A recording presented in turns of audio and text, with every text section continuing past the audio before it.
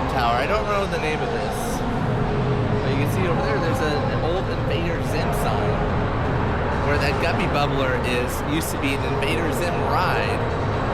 They've since replaced it with this Guppy Bubbler. Which makes sense. Invader Zim's kind of old. Yep, that's fine. Thank you, Emily. Alright, here we go. We're gonna get some cool views of the whole park.